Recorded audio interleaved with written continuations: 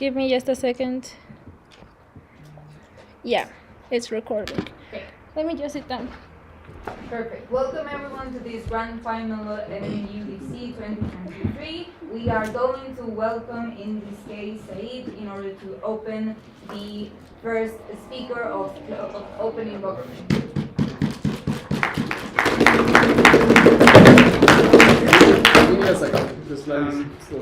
Antes de que comience, para tú y yo acabamos de llegar de que a debate ITAM por primera vez en nuestras vidas, de que hacer mesas, entonces estamos muy felices de estar aquí, es nuestra primera final ever, entonces, si no lo hacemos también, compadezcanse, si lo hacemos muy bien, apláudanos. Ok.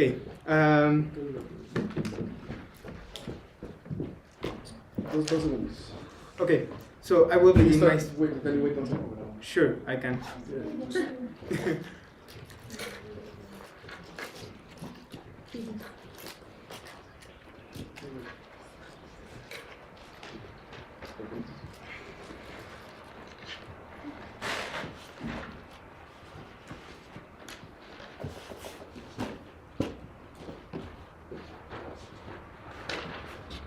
Whenever you're ready.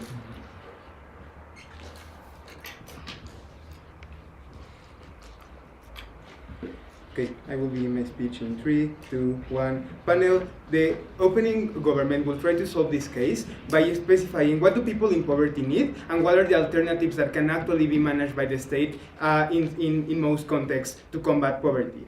We think that in this sense, there are 3 main policies that the government can implement. Firstly, institutional policies. Secondly, direct transfers. And thirdly, private financiation, that is basically the government doing nothing and letting individuals finance the project by themselves. We believe that upon these other alternatives, the alternative of conditional transfers is much better and gets the best out of the most. So how are we going to prove this? By the argument of why is this more effective at combating poverty on 3 lines of analysis. Firstly, why is it more effective at increasing spending power? Why is it both at the individual and the communitarian level? Why is it more effective at the long-term benefits of human capital? And thirdly, why is it better under the metric of fiscalization? So, we believe on the first argument about spending power, we will demonstrate how conditionality is not a limitation for individuals to increase their spending power. Rather, it is a mechanism through which it is it is more impacted. Spending power is more impacted. So we believe that we raise the ability to spend spending power better than the alternative of direct transfers, because direct transfers only apply. Direct transfers apply to all the goods that a particular family or a particular individual can buy. We think that many times this makes that money does not go to all the areas that an individual needs to cover. Rather, it goes to many areas that the individual needs to cover, but the key areas that are important for combating poverty are not fully covered at the extent that we need them to. So we believe that this is a mechanism that is also more progressive insofar as in contrast with direct transfers, what do is that they benefit everyone in the same way. We believe that with direct transfers, where you can take into account the ability of the individual according to their particular community and the particular need that they need to satisfy, you are able to more specifically target vulnerable groups. So we believe that the measure is more progressive, or in other words, it benefits the people that need it the most. We also believe that this is better for the purchasing power of the community, because if we take into account that policies around the world of developing countries are very centralized, so the institutions are very localized in the capitals, we believe that this allows for individuals that do not live in the capitals of such countries to actually spend the money in institutions that the community has built for itself. This would look like the individual not having access to a public hospital because it was built on the capital, but the individual being able to accessing private health, so they can actually cover that need. Why is it better in terms of the long-term effects of human capital? This is because people will ultimately be more prepared to in the issues of the root causes of poverty. We believe that we can actually direct these policies to the root causes, such as education, in the long term, like this is all around like education in kindergarten, perhaps for families, or education for university, perhaps in the case of people who are older. So we believe that this ultimately makes people more prepared to attack the issues of the real world. For instance, if you have more access to health, you have a better access to have job stability. So we think that this policy attacks the root causes of poverty. Secondly, in the long terms of human capital, we believe that this creates people who believe in their own success. This contrasts with a narrative in the side of government where people perhaps have the same access, even if they could prove they have the same access, that people get the same access. I think that they cannot prove that people get the same sense, in the sense that they were the ones that took the decisions. We think that it is more paternalistic for the opposition to tell us that that the government is choosing where they should go to school and under which specific curriculum, or how should health be covered. And it is less paternalistic to say to people, hey, if you want to take the chance to go to school, then you should do it. Take this money and actually employ it on getting an education. We think that this ultimately makes people that are proud of themselves and the decisions that they took to actually get out of poverty. I will take the point now. Okay, so does the fulfillment of a conditional transfer come before or after said conditions have been fulfilled? We believe that it will come before the conditions are, the transfer is given, because this allows for people to actually make this decision that I'm telling you of where are they going to spend the specific money, on which school, on which hospital, or on which food, whatever. So, on last terms, fiscalization. Why do we believe that this is a better mechanism on terms of fiscalization? We believe it is so because it is more measurable. We think that this contrasts with the alternative of institutional policies and direct transfers, because both of them are managed completely by the government, right? Like a public hospital is completely managed by the government. If money goes away because of corruption, we almost have no way to actually make it transparent. And in the case of direct transfers, you almost see no relevant effect on key poverty issues, and so you do not have a way to identify if the policy was successful or not. Rather, when you have conditional transfers of money, you have an actual way to measure what was the impact, where did people spend the money, what were the impacts of this policy in society as a whole. And so we believe that also you have more institutions involved in the process, and insofar as you have more institutions, there is more ways to make it accountable as to where the money was spent specifically, in contrast with other alternatives that the opposition may propose. And so we ultimately believe that on the point of fiscalization, this makes for people to be more able to track their own expenses. This is not only about the government, but also about the individual. People are more able to track their expenses, specific expenses that they made to go to school, to go to the hospital, or to whatever other service that they need to address these root causes that I have been talking about throughout my speech. That is why I'm so proud to propose this motion.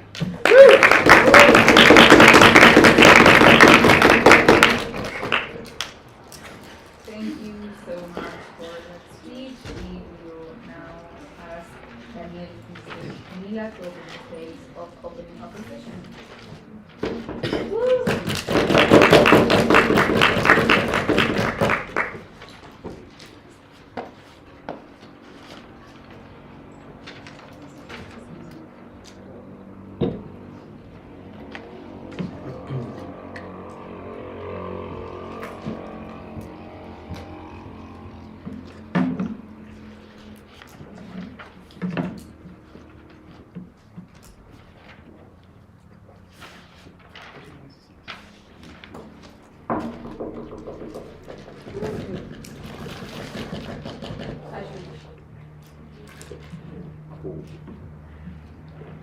Three, two, one. Panel, this is not a debate between private and public investment, but rather a debate that asks the question where a specific manner of public investment is going to yield better results in the combat against poverty. We believe that direct transfers as well as direct assignations to projects are a better alternative to combating poverty than those conditional transfer state outlined by open government. Two main reasons why we believe this is so. First one, we believe that conditional cash transfers are a poor tool to combat poverty. Secondly, we believe that direct transfers are a good tool to combat poverty. Okay, why do we believe that conditional cash transfers are a poor tool to combat poverty? First point of analysis, we do so because government. First off, the government can set conditions poorly, right? Government is subject to a bunch of revision processes and of diverse institutions interacting with one another in order to set these agendas, right? So first reason why the government can set these conditions poorly, we believe that this is so because of the historic inefficiency of the government institutions and the public sector that exists in Mexico. This owes first off to the quality of bureaucrats which we have accrued in Mexico, which are generally bureaucrats of career, which did not undergo a selection process, but rather were chosen into their policies, right? Second reason, we believe that there is a poor amount of data being recovered. We believe that the institutions charged with recovering data in order to set public agendas are not functioning very well in Mexico, which makes it so that under the world of government, where these conditional transfers depend upon far greater deal of information, saying as they are far more individualized and specific, the capacity that these institutions have to delve into proper knowledge and to delve into proper data and to actually look at it to set public agenda properly is extremely limited. Second reason why the government sets conditions poorly. They do so because they have very poor incentives to take this kind of assignation of resources seriously. Why? First off, because in Mexico there exists a very poor fiscalization of what the public sector does. Number one, because there are few incentives to do so, seeing as a golden political class exists which exists beyond its own arms of fiscalization and have little to no incentives to actually change the situation. Secondly, because the rule of law in Mexico, rather than just the corporate culture that might exist in this segments of the public sector, is poorly upheld. Thirdly, because there exists a public administration culture, once again influenced by what I've already explained to you, which makes it so that it is very unlikely that these people are going to take nearly half as seriously as is necessary in order to properly assign these kinds of conditional transfers, which, like I've already stated, demand a far greater deal of attention, demand a far greater deal of data being analyzed. Fourthly, because we believe that the government incentives that exist in the public sector, are far less pervasive than those, say, guiding private institutions, insofar as everything I've just outlined is generally true. Why is this worse under their side of the world than under ours? Because first off, like I've already started explaining, the conditions demanded by data analysis, by policy analysis, by social analysis, demographic analysis, on their side of the house demand a far greater deal of information being analyzed. Second, the specificity of these kinds of policies and the fact that they are generally far more individualized based upon more specific situations. In their best scenario, attaining communities, and in their worst scenario, literally pertaining individuals, is far harder. Thirdly, we believe that the fact that it is based upon a necessity for analyzing far more specific data makes it, again, likelier that government institutions are not going to have nearly as much capacity as they have on our side to properly analyze this data. Finally, we say that there exists a very poor understanding of poverty and of its conditions, stemming from the very people who are supposed to impose this, or rather to bring about this government agenda, which makes it so, once again, that they are unlikely to even be able to understand all of these pretended conditions that they assume are understood by the government. We have just told you four structural reasons why we believe this is not so. Second, we believe that government can offer poor fiscalization, right? Because we believe that these kinds of situations create two situations, right? They are generally recurrent. These kinds of transfers tend to be recurrent. They tend to be to happen a lot across time, not only because fiscal, electoral, and electoral incentives exist, clientelar incentives exist, but also because the objective is turned void insofar as fiscalization does not work, right? Insofar as the government is not able to actually gauge whether the transfers are achieving the desired results, and whether and insofar as a huge probability exists that the government does not actually realize these revisions, and thus, say, pins on a family the burden of not having properly educated the child, despite this being the condition, despite the family actually may be doing so, except doing so in an institution that is not fully recognized by government or so. We believe that all of these kinds of specific situations are far likely to arise on their side of the house, and we would rather focus on the larger things, the things that are actually making the needle move when it comes to poverty. But the third point of analysis, we believe that government can be subject to perverse incentives, right? We believe that it is far likelier that government instrumentalizes these kinds of transfers to attain electoral demographics and populations with clientelar objectives, because there exist electoral incentives, number one, because two, two, there exist mediatic incentives to do so. And third, because in terms of economic rationality, incentives exist, which once again are likely to be worse on our side of the house, seeing as it is easier to establish arbitrary criteria rather than when you base them upon the data that you should be basing them on. Second argument, direct transfers are better to combat poverty. First off, because they are more aligned with the conditions of poverty. We believe that people in poverty, first off, know what it is that is keeping them in poverty, or know which parts of the reality of poverty is the one that is actually making the more damage to their life, but they are also aware of their most pressing and immediate needs, right? We believe that government officials sitting in a 10th floor in Mexico City have little understanding of what it is that rural populations might need, and even if their understanding might somewhat be good, we believe that simply allowing for people the freedom to freely assign these quantities of money is going to lead to far better results, with which we refute the idea of believing in your own success, because we believe that allowing people to freely choose where they allocate their money gives them more agency, number one, and it also gives them more trust in the government insofar as they see that they are not being conditioned, they are not being reprimanded by a government that they might not have many reasons to trust in the first place, and that they are being trusted to, aid themselves with transfers that government legitimately gives to them. Secondly, we believe that poverty owes to structural demographic issues, right, which cannot be fixed attaining to individual or even communal situations.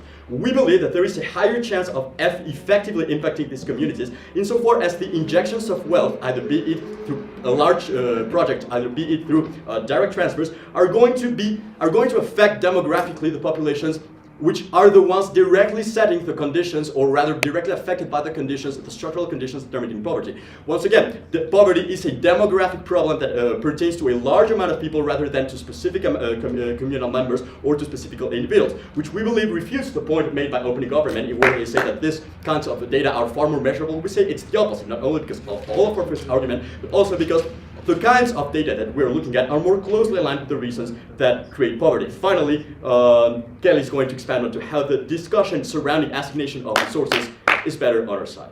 Thank you for that speech, and we are now going to welcome Palato to close the opening governance case.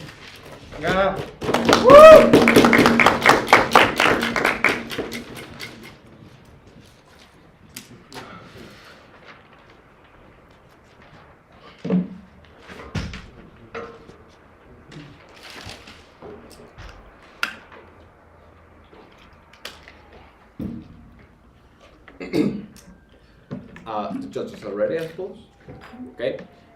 Still, before I do so, very quickly, I would rather take just a second to thank everybody for being so welcoming with us in our first tournament. Believe me, when I first came into the room, I met basically two people, Manny and Maggie, and now I see a lot of faces that hug me in the morning as if they've known me for the entirety of my life. So we feel welcome, and we're happy to be here.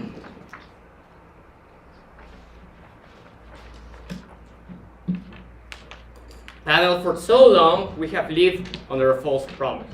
The promise that Mexico will stop being a country where most people live in poverty.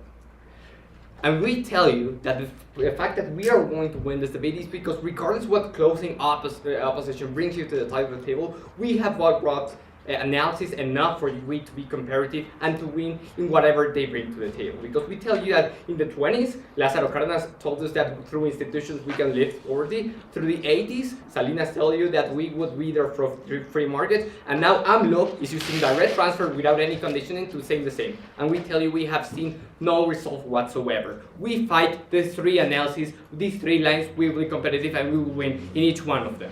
So, to do so, I'm just going to firstly express some of the framing that has been set for this round. Then I'm going to make some direct refutations to what team opposition has said throughout their first speech. And lastly, we are going to reveal and expand upon the points that Cano has brought to the table. So firstly, I would like to tell you that the main problem with what we have here from team opposition so far is that we have absolutely no mechanization as to how direct transfer are actually going to be an effective mechanism in solving poverty. Because tell me, What are these people going to do with this money? How is this going to build entrepreneurship? How is this going to build community? How is this going to solve services? We hear no response whatsoever. We're not going to make that analysis for them. But we are going to tell you that the only response that what Carlos said in the first argument is enough to combat this. How so? Because we have tell you that direct transfers as a mechanism is simply ineffective because once everyone gets it, this gets too diluted in the sectors that actually need it for it to be effective, right? We believe there's enough evidence in the government as of now for that to happen. So then they shift their strategy into saying that ours is bad for democracy as a whole, not for poverty, because of the electoral clientelism. We tell you two things today, two responses to this. Firstly, we tell you that's simply not exclusive to our side of the house. You can also use direct transfers in an area that you want to do electoral clientelism with and actually also influence their voting preferences. But we tell you in the first place that we don't see why it should be wrong for governments to address poverty to win votes, right? We tell you that for them, they actually have to prove that that is something bad in the first place to begin with, right? But what else do we tell you in our first argument that goes untouched? We tell you that when you have these actually conditional transfers as a mechanism, that is the only incentive that we have so far in the debate to actually create two things. Firstly, an economical community inside of these communities themselves, so we can have things like entrepreneurship and businesses growing in within. But second and most importantly, that they can actually build social capital. Because let me tell you, the one thing that is keeping them from behind is that the services that they cannot access. Is the education that they are lacking, and the institutions that are broken that simply cannot provide the quality that they need for the social capital to lift them out of poverty. But then, I would like to take into consideration our second argument regarding the long term, in which we tell you that when we empower these people to believe that they have this agency, they will actually have tools to grow each other. They try to take that away from us, saying that direct transfer gives them much more agency on their own decisions, but we tell you that in the sense that they don't have any mechanism for them to prove that they are lifting out of poverty in the first place, is that becomes irrelevant in their side of the house, because they cannot expect for these people to be empowered if they are still in the same situation that they are to begin with. So, I'm basically going to spend the rest of the time with the other part of the argument that was talked upon, which is that about fiscalization. But before I do so, please do note in the comparative that our first and second argumentation holds true even if the closing sides choose to choose the societal strategy that team opening has choose and actually focus on the institutions and how they can be better. Because there's enough evidence in here to actually explain to you how we're going to solve the inefficiencies that government and their institutions by these conditional transfers. So, about fiscalization itself. Before I do start, does anyone has a POI? Yes, it Go is ahead. intuitive to assume that if you go to school, you'll be lifted out of poverty, but you've never imagined why that will happen to those that receive the cash transfers. We tell you two things. Firstly, we tell you that literally the condition upon we're going to give these these transfers to is that they spend it on that. So we do believe there's enough mechanization for us to actually at least expect for them to actually be attending and be creating social capital if that's a precondition for them to be giving this transfer in the first place. So, moving on to the other points of class that we have seen throughout the debate, that of fiscalization, in which basically you have to ask which side can actually do this more effectively, right? We tell you two things. Firstly, that the whole argumentation that we have here so far for opening opposition rests in a premise that we are just simply bad at measuring poverty in Mexico and that governments institutions are corrupted. Two things to note in here. Firstly, we tell you that is a simplistic understanding of how Mexican institutions of measuring poverty work. We tell you that Coneval has actually an institution that has proven throughout the years that measures poverty in several lines, poverty in access to services, in access to income. So we tell you that the data that we're going to get from these and other institutions and think tanks and universities is much more cleaner and much more easier for us to manipulate and create these the correct conditions than just a direct transfer whatsoever or an institution, right? What do we tell you in here? Because why does it matter? Because without it, basically their whole argumentation of how fiscalization is better in their side of the house, falls apart. But even so, let's consider the best case scenario in which we are not specifically better, kind of falls apart or simply does not exist, and we take like, or governments choose to ignore it, right? Why do we believe it's still better in our side of the house? Because we believe we also take home the point of centralization, right? Because so far they have been trying to paint as if we were to actually centralize and from Mexico City decide these transfers for the whole. But we tell you there's nothing to stop us from actually outsource this condition, or who is going to get these conditions to the state or municipal level. Something that simply cannot happen with the institutions as a whole, as the Secretaría del Trabajo or the Secretaría de Bienestar, as now, for example. We tell you that we have much more intrinsically better data and much more simplistic data to put these conditions in the first place, because we can go through that level. We can go to the specifics. We can go even as far as the municipal or local level. And so we tell you that these mechanisms in 3 lines of analysis, first of all, about the spending power and the creation of a social capital, then about the agency that we give the people for them to think themselves that they can actually make something once they are lifted out of poverty and create circles of actually virtue. And finally, what we tell you that we get better data to fiscalize our policies is that we are going to win this debate at the end of the round. Thank you.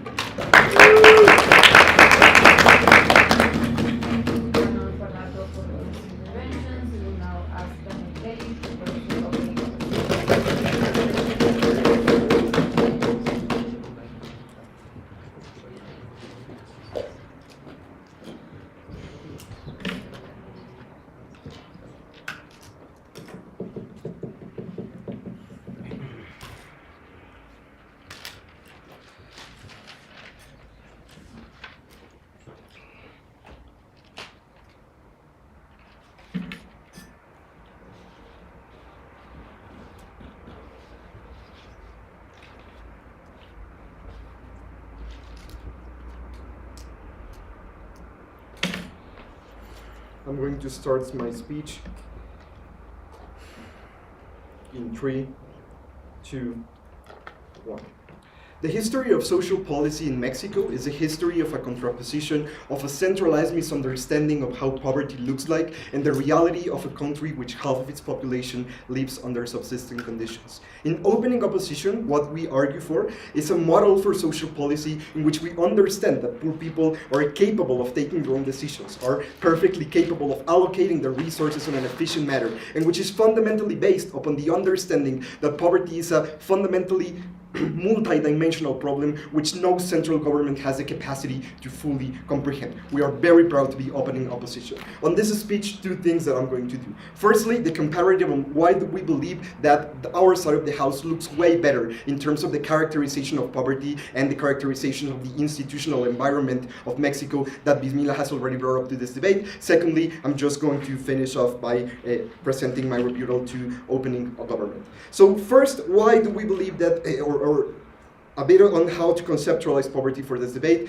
going further into what Mimila has already explained on his speech. We believe that in general, the way in which poverty works in a country like Mexico is in the sort of what we call a poverty trap. This is basically just an extension of this idea of how poverty basically works as a circle in which people are embodied, and that is very, very hard to break down. How do we believe that this looks specifically? We believe that what happens is that the low income of people today, that is directly traduced on the short term into their incapacity to access education, to access healthcare, to access high-paying jobs, that is highly worrying to government, fundamentally means that your income in the future is also conditioned by your present capacities. We believe that what happens in here is that the incapacity to cover things like transportation costs to, for example, a job interview, or the incapacity to cover the resources that in a school will ask for a father in order for her child to attend the school, or basically just the incapacity to cover any sort of immediate need, means that basically even if people have the desire to take their children to school, for instance, even if those incentives are truly not present, the reason why they are not present is because basically there are no returns to those sort of investments. What do I mean by this? I mean that even if a parent wants to take their children to school, the fact that they take him to a school will mean that they have to cover, for instance, the transportation cost to school and basically all other sorts of costs that are associated with taking their children to school. The problem with this is that the returns to that investment are not present because of structural conditions that Mimila was already talking about. What we are saying by this is that the fundamental problem with conditional transfers that our side of the house truly resolves is the way in which the transfer basically incorporates itself into the cycle of poverty. What we say is that the possibility to have positive returns, for instance, on education, depends on the capacity of individuals to have their immediate needs covered. If a family, for instance, is worried on what are they going to eat the following day, it is very unlikely that they have incentives to take their children to school. But this is not fundamentally because they do not want to. It's fundamentally because, again, of structural conditions that both sides need to take for granted. In the comparison, we believe that, well, our policy plays a much better place in this cycle of poverty. Why? First, because we believe that the conditional transfers do not change the final income position of people. Why? Because even if you give them more income, you're still giving them higher levels of responsibility. For instance, the necessity to take their children to a school that will inevitably impose cost to them. But fundamentally, we believe that our side of the house has two fundamental benefits. The first is the creation of incentives in a natural way, because we believe that through direct transfers, when you, for instance, have the capability of directly solving the immediate need of people, it is much more likely that over the medium and the long term, you create incentives, for instance, to take your children to school, not just because you already have your immediate needs covered, but because most likely the fact that you do not need to worry about, for instance, the possibility of taking your children to work instead of sending him to school, again, means that it is much more likely that people take economically efficient decisions. But on the second place, we believe that it also allows for a better allocation of resources. We say, even if we can concede the point that the government has a higher capability in order to understand poverty and how to allocate resources, we still believe that the better understanding comes from the innate position of people that already live into these conditions. Because of that, and extending sort of the analysis that Mimila has already presented, we believe that the allocation of resources is much more efficient in our side of the house.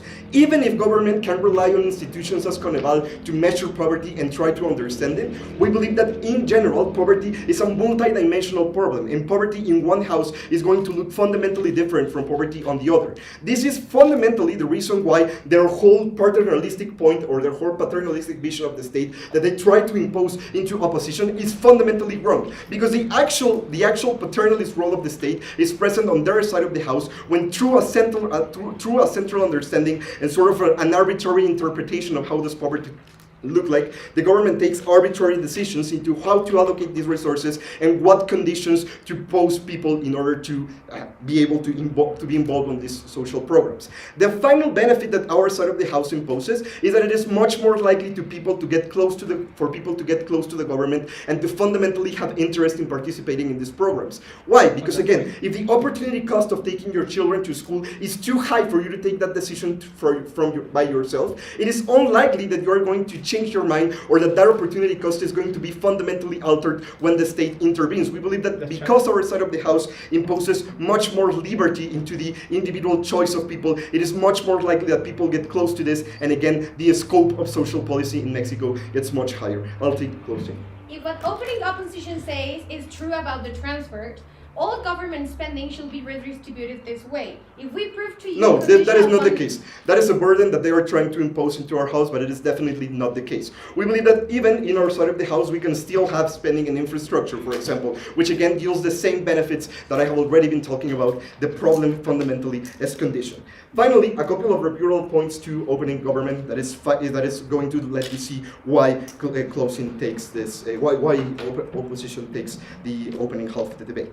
Firstly, regarding the spending power to the argument of the spending power to, very brief rebuttals. The first one is that there's no explanation on what the conditions that lead to poverty are, and because of that, we cannot give credit to the causal relationship that says if you give if you empower people, fundamentally poverty is going to end up. But again, on the second point, we believe that it is based on the same arbitrary understanding of how poverty works as we have been talking about during all of this speech. On our point of human capital, again, we believe that their desires of empowering people by direct transfers are fundamentally faced with material conditions associated, for example, the incapacity to get a job even if you want one.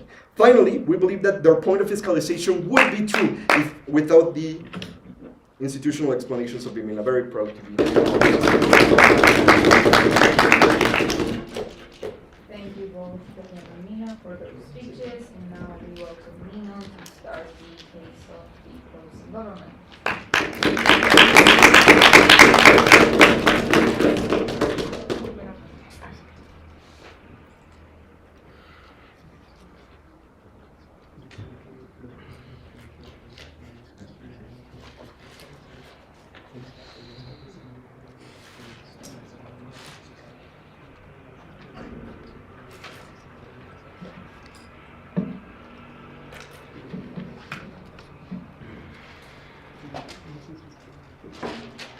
Pues les voy a decir en español para decirlo rápido. Unos cuantos agradecimientos, principalmente como a personas muy bonitas que están aquí en la sala, como Mau, Aranza, Mariana, Sam, Manolo y al resto de debatientes. Les quiero mucho. Igual a una persona que está en la sala pero me pido no nombrarla, le quiero mucho.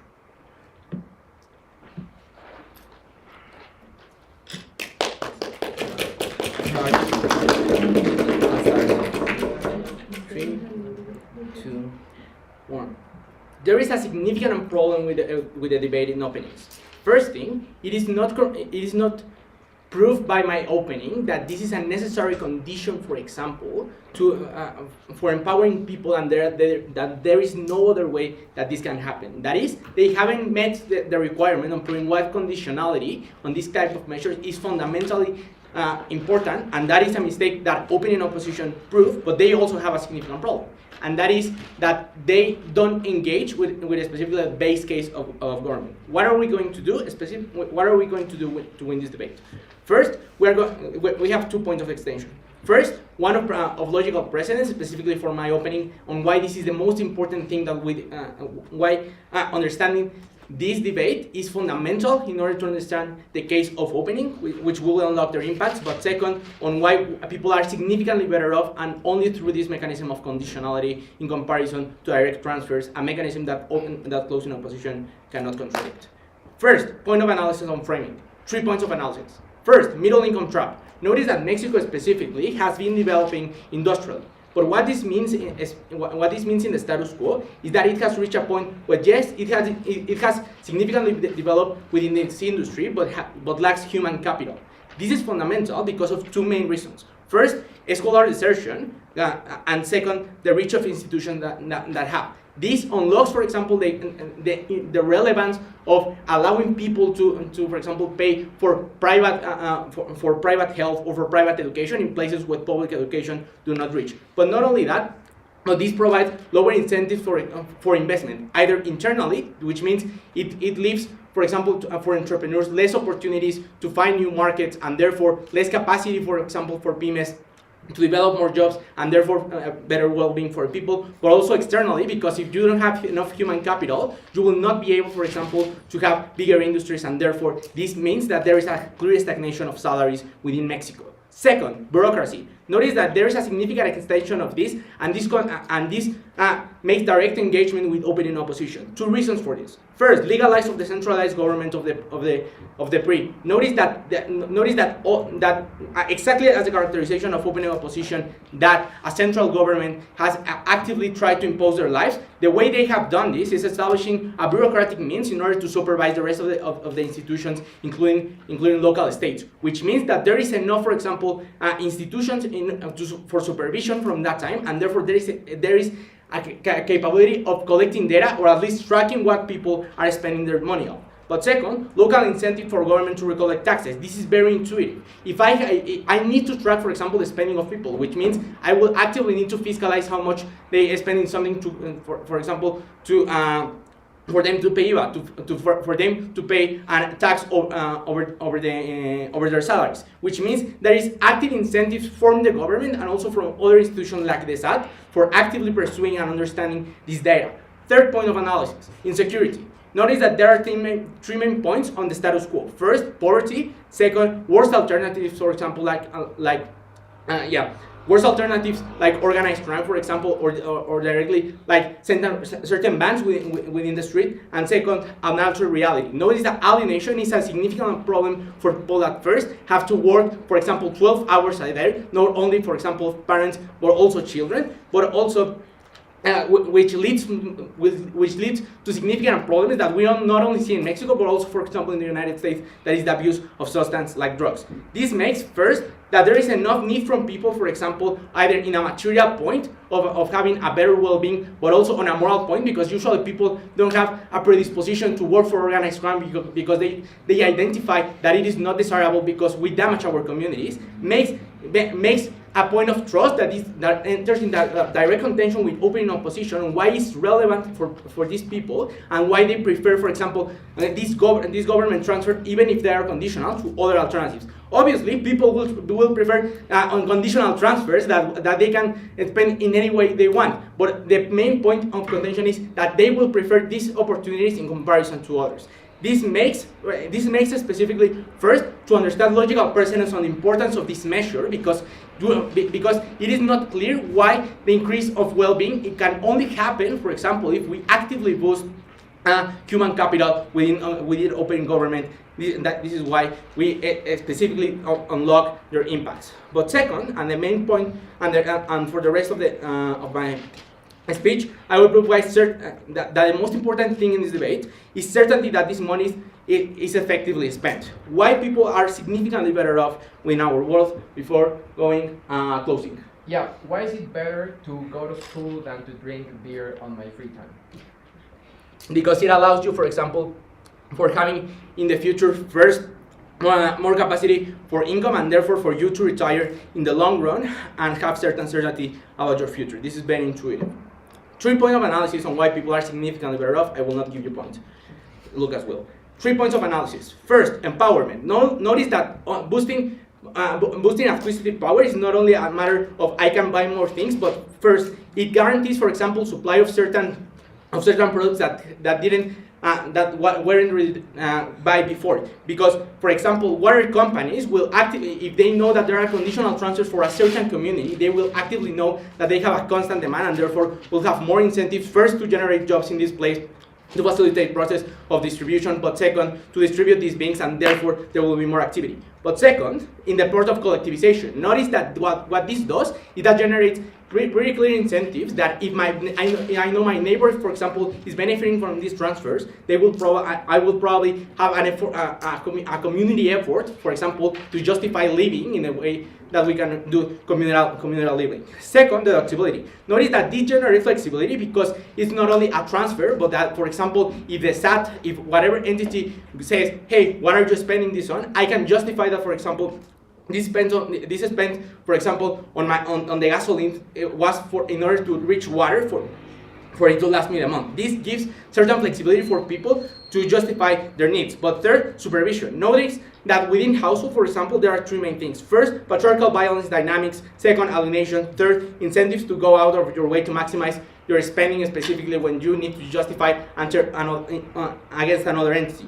Notice that this provides, for example, better conditions for people to evaluate their status quo, to go out of their way, for example, to maximize their spending, and therefore to use in the most effective way this money for all of these. Happy to propose.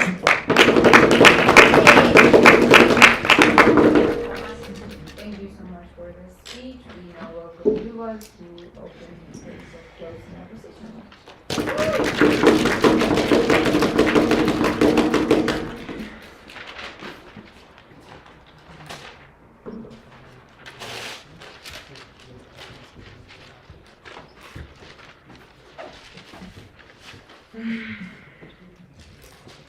Ok, pues creo que lo hago como 40 segundos, como nada más decir que pues, está muy chido ver gente nueva, como en espacios de inglés y así, me parece que es como una forma de reactivar mucho el circuito en inglés, lo cual creo que es el objetivo del torneo. Gracias a la gente que está aquí, como TXM así, a Sam, Mariana, como toda la gente que nos apoya siempre, a la Gema también que está presente como siempre pendiente, aunque esté como de viaje y así, está cool que esté pendiente.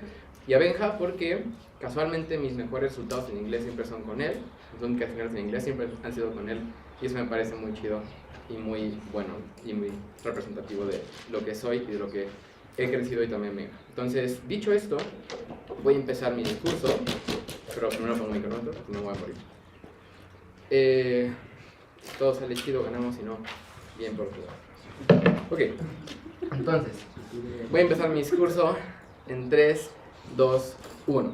This round is a classic round of development in the developing world, right? Like Mexico shares a lot of characteristics with other countries in South Africa, in Central Africa. This is a round of developing world. I am so surprised that there was not a characteristic on how developing world works and what's the fundamental problem of developing world. I'll do that in CO. This is the first point in which we win. The framing is clear. The most important problem within developing world is not lifting people out of poverty, because that happens a lot with trash transfers and everything we have explained so far in open half and so on. The most important problem is to maintain people within like the line of no poverty and to maintain them so that they can go up and scale to the middle class or other classes so that people can have better access. If you don't prove how that's better, it doesn't matter that for 1 month or 2 months you have people out of poverty, because they will eventually fall down. That's the problem. That's our case in CO. How is this not comparative with what they have said so far, and how is this actually worsening the comparison within the debate? First, extension on the instrumentalization of poverty. This gives you a lot of mechanisms. This is like the argument that wins around in evidently, right? Many scholars have explained this. I'm just going to be the means so that you can understand what's the critique being done by scholars. The first one is that government tends to use these cash transfers on conditional basis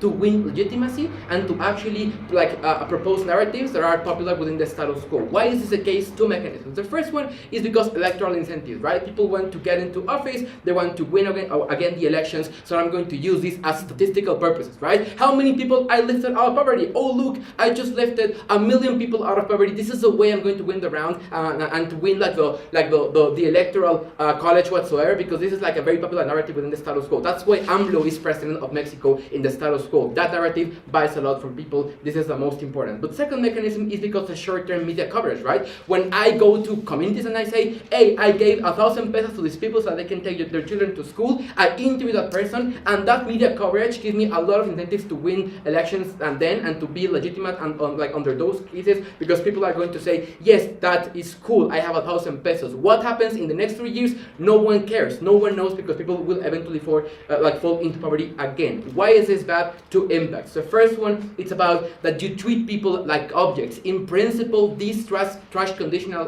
transfers are bad because you use people as utility measure to win the office, and this is basically the reason why people have criticized this so much. This is bad because you actually give no incentives whatsoever to access to better solutions in the long term, because you are just using people that are poor for utility in the short term. This means that the incentives to go after this and all other measures, it's no proven in government. But the second impact is that this de-incentivizes government to maintain people out of poverty, because the only thing you need to actually win the election and to stay in government, it's basically proving that you gave people these conditional transfers and that they went to school for a certain reason. You don't care what happens in the next years, because what you've been fiscalized for is just the short term in which you have a condition in a governmental target. That's the point of the round. When this happens, development gets worse because people will eventually fall down in poverty again, because you don't care on the aftermath of what you're doing. This means that these conditional transfers are not actually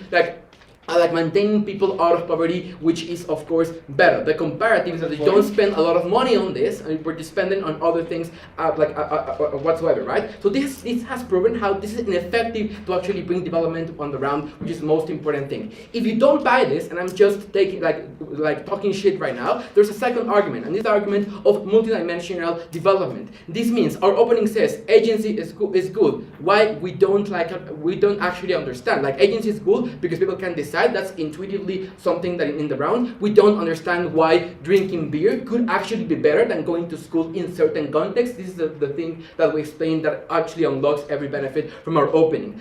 Happiness is subjective. That's the first mechanism. Happiness is subjective. This means that there are a lot of communities that actually base their development and happiness on different contexts and on different opportunities, and for example, what the hegemonical people are telling you, right? Government followers are going to say you, go to school, go to this bank, actually invest invest in those things. The problem is that you are not actually addressing the multidimensional development of people because you are diminishing the capability of those communities to actually spend these things on things that make them happy. That for example, at some point, make them or give them some development, right? This is why Ricardo Anaya was saying oh, people are just spending the money on beer, and he was just not winning the election because people actually took shit on him, right?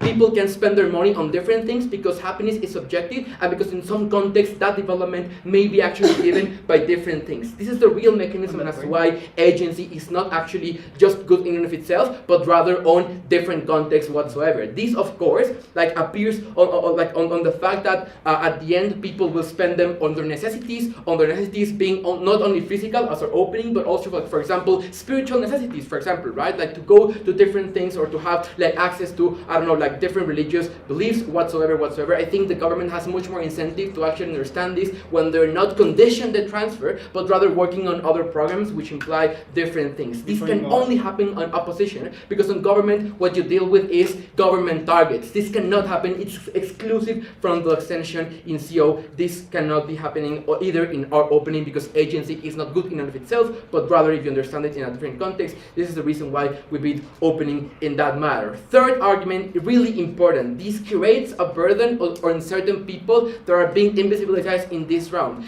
Take a look about families within Mexico and within certain communities, right? We have still the social structure of machismo, right? The social structure of men are working while women are taking kids to school and doing those things, for example, go to bank and certain things, so that they can actually make this. The problem is that if this fails, the burden actually falls into those women that are working, for example, towards taking their kids to school in the best case scenario, where they're not actually obligated to do other things, right? So this, of course, takes a burden on people that in the comparative within Mexico's context are going to be taking kids to school and doing all of the things that government targets are telling you, right? So at the end, what we think is this creates a burden for certain people, like women as an example, that creates, of course, different narratives on as to why if it fails, you get out of the program, but also you have a burden as people in social structures to understand you are not actually someone to be actually taking into account with. What's the comparative? Things like what happened in Bangladesh, microcredit investment, right? People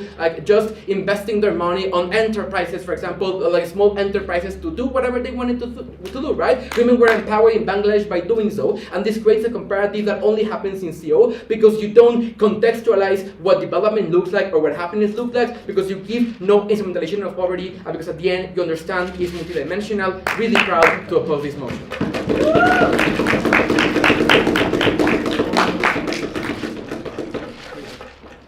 you for your speech. We now call Lucas to close the government stage.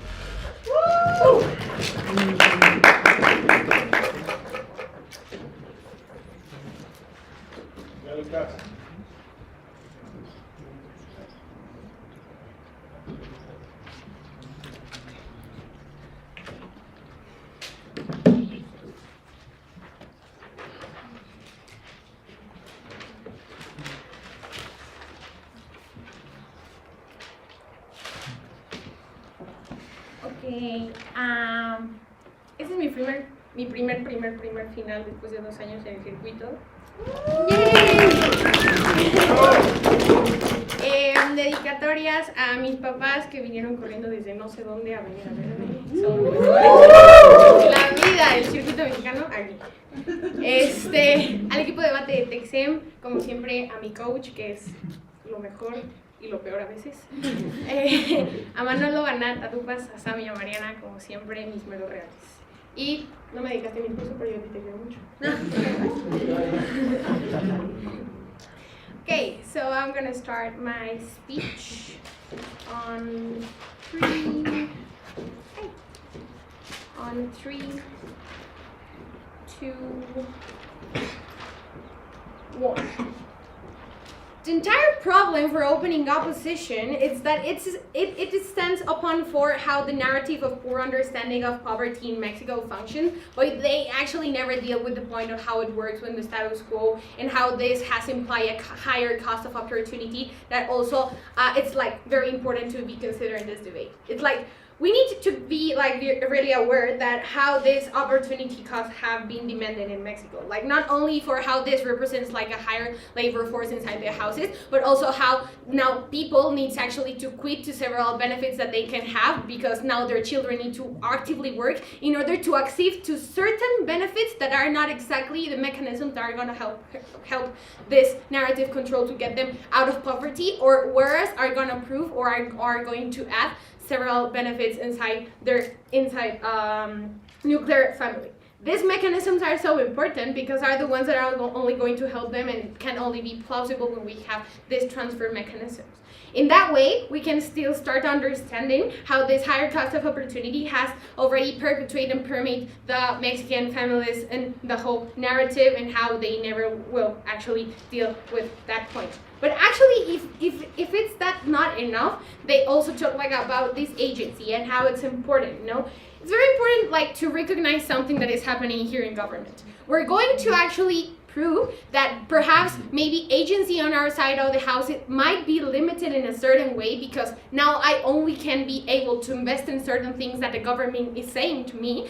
This agency is actually better and can be more plausible on the benefits I can have in for, because it doesn't matter if I have agency in order to invest some kind of money in other things if the higher cost of opportunity is going to cost me that actually my family does not accede to certain welfare or to certain quality of life that I am quantitative and qualitative losing because I'm not able to actually invest it as the way it needs to be.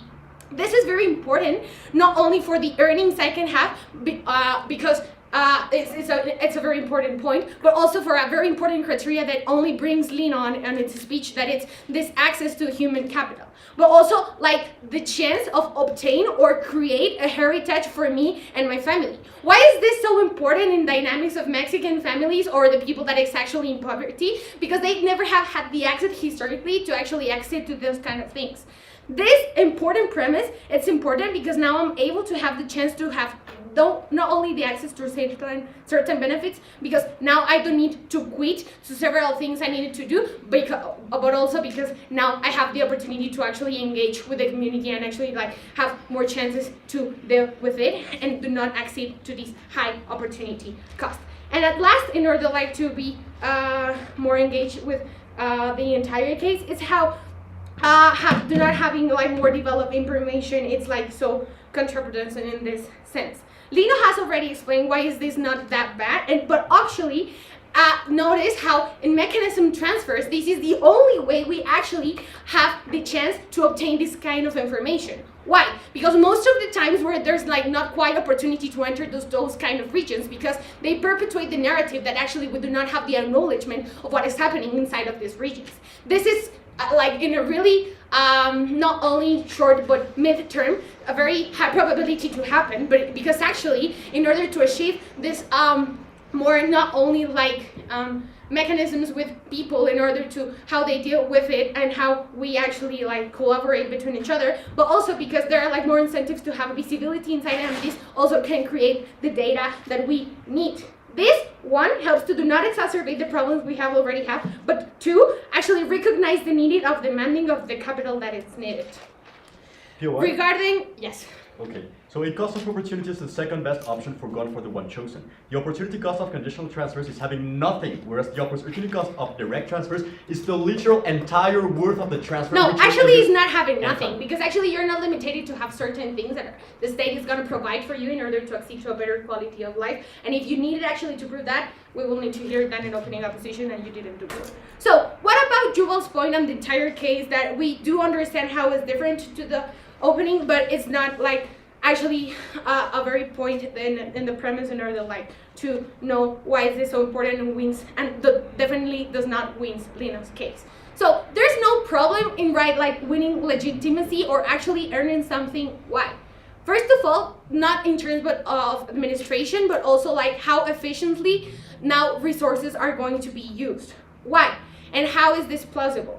First, because it's suitable for those people in places that these measures need to be implemented the most. But also because these are places characteristically abandoned for the state, and there are no other mechanisms in order how actually governments are going to turn around and actually help them in a better active way or form. In this case, now we can understand understand how we not only incentivize governments to take care about those kind of things and all the factors that are needed, but also for accomplish these transfer mechanisms in a more plausible and effective way. So, in this way, we can understand how perhaps we may renounce to a proposal part of agency. We're actually not willing to do with that point in a very certain way, because in the short term, we're actually having more benefits and renouncing to these high opportunity costs. In this case, we do understand how our case is completely, well, not completely different, but actually is not derivative of what the things they were saying, because perhaps they would like to prove effectiveness and fiscalization. We need to understand why is this so important. And here I'm going to answer also the Joel's POI, that he's saying like, why is so important to Mexican families to actually their children access to school? First of all, it's important to these because it creates it creates a better mechanisms inside the nuclear families and the way these power dynamics work. This means that now my father, in order to have money, he needs to send me to school. Maybe inside my power dynamic, my father is gonna be like, the worst, but right now I'm minimum gonna have certain mechanisms to afford or confront several power dynamics I did not have before. This is so important because it's actually a fiscalization of the things. How do I broke out the status quo inside the things that I'm living with it, and how actually it transfers to a better condition of my lifestyle, and how do I'm able to deal with it. But like in the best case scenario, it empowers the people, but also strengthens the good incentives we already have. Please vote voting government. Yes.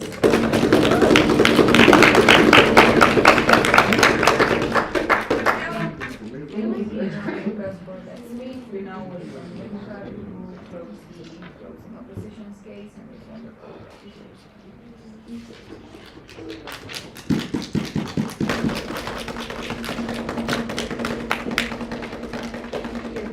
Stay in a minute.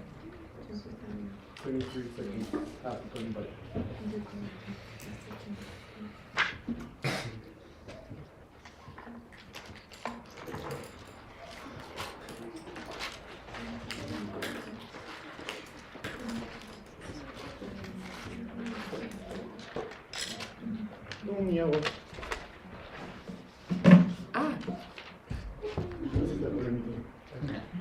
Ok, mi primera final en la historia fue una final de un torneo en inglés con Yuval. Me da mucho gusto ver hasta dónde hemos llegado hasta ahora. A la gente que ha hecho posible que esté aquí, muchas gracias. A la gente del futuro de SEM, los amo muchísimo. Les viene el futuro más brillante que conozco. Empiezo mi discurso en 3, 2, 1. Several reasons why we beat opening opposition. First, Mimila says that this is a bad tool. He provides several mechanisms as to why that is the case, for amount of data, for fiscalization, etc. This is a problem because this analysis is a deadlock with the openings, provided that opening recognizes that Coneval exists, for instance, and that we have a lot of ways in which we can measure this stuff, but also it is beaten by the analysis provided by Lino, in which he explains why people are likely to trust and to opt in into these sort of things, why this is going to be transparent, etc. That analysis is blocked by the analysis of the government. Why Yuval's analysis is not. Yuval's analysis recognizes that that we assume that people are actually going to opt in into these particular things. We assume that it's going to be transparent, but even if that is the case, you will explain a lot of mechanisms as to why this is going to be problematic, this is going to increase inequality, and this is going to be a shitty solution. In that regard, we beat our opening because we have a greater degree in which we beat opening, in which we beat governments, because we beat them at their best, but also because analysis is more certain. Because if you buy anything that was said by the government, then you cannot buy what opening opposition said. But even if you buy those things, our analysis still stands because we're not depending on these being a poor tool, rather than recognizing that even when this works at its best, it's not fulfilling the problems that Mexicans have, so that's why we beat that particular thing. They also they said things about instrumentalization. This is going to be problematic, it can be used by clientelistic issues, etc. Why Yuval analysis of treating people as objects is better. Yuval recognizes that it's not important if people are going to vote for these people or not. Yuval says this particular thing. In Mexico specifically, treating them as objects is treating them as tools to validate or like to legitimize our social programs. In Mexico specifically, provided the fact that social programs suck, the fact that you are going to put these people into an hospital of Insabi, given that Insabi has no fucking medicines, or if you are making people go to schools that are now experiencing changing the way that things are going to be taught, and there is no certainty as to what should be, for instance, the way in which teachers teach, who utilize what textbooks or not, and it recognizes that school is not going to be maybe as good as it can be with other sort of like education programs. This suggests that if you're going to use people as objects in the Mexican context, this recognizes that you're going to put people into programs that are not likely to work because you need to legitimize those programs. So you are not basing the effectiveness of the program of people opting in voluntarily, but rather on the fact that you are making people participate, and that is problematic because those programs are not likely to be effective. This is a much more comprehensive analysis that proves why this is unlikely a tool that will actually foster development rather than an opening suggesting that this will be used as a clientelistic measure. Then, Mimila suggests that there are structural reasons and that poverty is a democratic issue, and that therefore this is not something that actually deals with this. Why Yuval's analysis is better? Yuval recognizes that it is important to focus on not being able to refill the pool of poverty. This analysis is particularly important given the Mexican context. Notice how Mexico is susceptible to a lot of crises that you will explain that are negative. We have a close commercial relation to the US, which is experienced its worst economic situation, recession, interest rates, fighting with China, etc. We have organized groups that are actually taking control of particular parts, making the government need to spend more on defense, less on other social programs. We have democratic backsliding because AMLO is choosing to reduce the amount in which the legislative or the judicial body actually do the stuff in Mexico and have the way in which they interact. If Mexico is susceptible to crisis, this suggests that the people that are just above the poverty line because they were subject to a particular cash transfer are likely to go back to poverty, and this increases the amount that we need to spend in them, therefore making our resource allocation less efficient, but also this significantly damages the way in which these people are actually living their lives because they are back in poverty again because you are not focusing on the way in which you need to prevent them to actually go to that particular scenario in the first place. Provided that this is a much nuanced explanation as to why the particular Mexican context needs to have particular safety nets as to why crisis should not be focused, and why this is also empirically true, as we recognize, for instance, that even when we lifted up people out of poverty in Africa, after the COVID pandemic, they went back to poverty, and why this is so problematic, how they're going to take several years into being lifted out again. The analysis of Yuval recognizes why Mexico is better, especially if also Yuval recognizes why this is going to be particularly important as to making people closer to the middle income gap, also better addressing what Lino suggested about that trap, also making Mexico more attractive to Chinese investment and nearshoring and better paid jobs, what so on. Yuval's analysis is better. Then Kelly says this is a poverty trap, and your income in the future is determined by your income now. This analysis is blocked by open government when they say we're going to give you the money now, and then you go to school. Why Yuval's analysis is better? Yuval's analysis is not contingent on how people choose better ways of actually attaining development. What Yuval suggests is stop development. If we are never going to leave people out of poverty because capitalism intrinsically creates poor people, if we are not going to change the incentives of Ricardo Salinas Pliego, if politicians have incentives of having people living in poverty, then let's do not give them tools to be lifted out because that might be impossible. They might not fucking want to because they don't conceive or they don't have the concept of poverty internalized. Let's just give them money in order for them to do what they want. This analysis is much more nuanced because it recognizes that people do not need to pursue development because they might have other particular values. So even when opening opposition analysis is good as to people might choose different paths to ending poverty, what Yuval suggests is people might choose to do something completely different, and that's better in terms of how it impacts the way in which people experience happiness. Yes. Having more human capital provides better conditions for investment. This not only protects people from poverty with higher salaries, but better contributions for thriving on the long term. This is the last point in which Yuval's extension wins. Yuval explained that this increases inequality. First of all, because this increases the burden of women, and this is problematic because if they are the ones that need to take the kids to school, they are the ones that are sacrificing the way in which they can work because they need to get the kid to school in order for them to receive the cash transfer. This suggests that we're giving less opportunities to women because they are likely the ones that are going to be be in charge of actually providing for the family in order for them to get the transfer. That's particularly wrong, we believe, and we believe that this might also lead to violence, because if they're like receiving money from the government, then the husband is likely to want it, etc. This is problematic. But far more important than that, Juba suggests the ones that are likely to benefit from this are the most privileged ones comparatively in the community. Because if you have time to get your kid to school, this means that both parents are not working like it happens in other families. This suggests that this increases the level of inequality, because those privileged enough within the community that are able to take the people to the hospitals are the ones that are being benefited not only from healthcare but also from money. This increases inequalities in the community and therefore creates worse levels of poverty, which then suggests that we're not fulfilling the development goals in Mexico. Really proud to oppose.